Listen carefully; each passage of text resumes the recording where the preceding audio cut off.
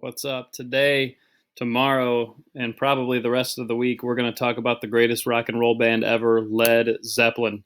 Let's get the lead out. All right, Led Zeppelin is an English rock band. They started as a blues band. And, if we think back to the first day and we talked about what elements make up a rock and roll band, when you think about rock and roll music, what do you think of? All the things that we put on the board, that's Led Zeppelin. Um, I'll let you go through most of this at your own pace.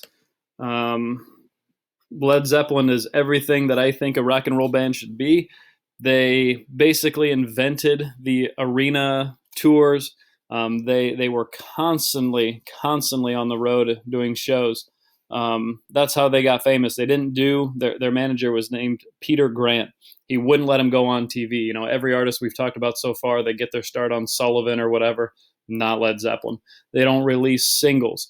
They only do their own concerts. So their first album is released in January of 1969, and they were begged to come do Woodstock, and their manager was like, no, we don't do group concerts, all right? If we don't headline, we don't play. That's Led Zeppelin, rock and roll. They got so big that they got their own private jet that they would rent out to other rock stars called the Starship. This is rock and roll. Led Zeppelin is number 5 on the best-selling artist list of all time. And I put on here, the term rock star gets thrown around a little bit too much these days. Anything that's halfway popular or somebody who's halfway good at something gets labeled a rock star. This comes right from dictionary.com. A star or celebrity or anyone who is highly admired. My mom is a rock star. Listen, you want to know who is a rock star? Led Zeppelin are rock stars. They invented the term. So most of the stuff that we have in here talks a little bit about the band, the essential members. You've got drummer John Bonham. You've got lead singer Robert Plant, lead guitarist Jimmy Page, and their bass player and keyboardist, and their string arranger. This is John Paul Jones. And so I've got a section on each of these guys as you go through here. Their band name comes from Keith Moon. You can check that out. They got $200,000 by Atlantic Studios as an advance to sign them, which was the largest amount at that point in history. So everything on here you can click on to watch a couple of videos. You can read and click on some things. You got some videos here, and I've cut up all the times to give you just what you need. This is a cool video about how to do some of the essential John Bonham drum stuff.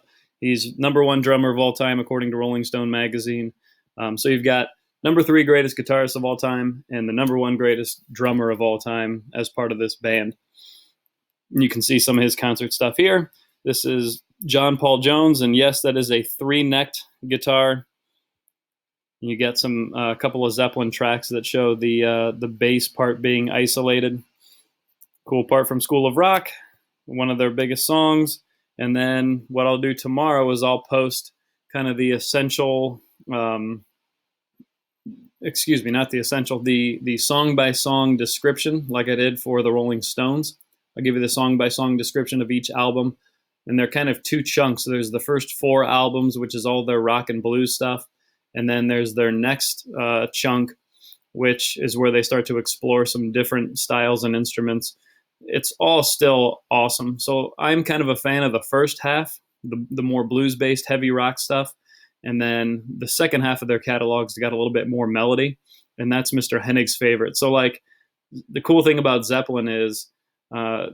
Hennig and I both list them as probably our favorite band. And yet we both like really different styles of stuff that they do. That's how amazing Led Zeppelin is. So start your journey today. Get the lead out, horns up. Enjoy yourselves.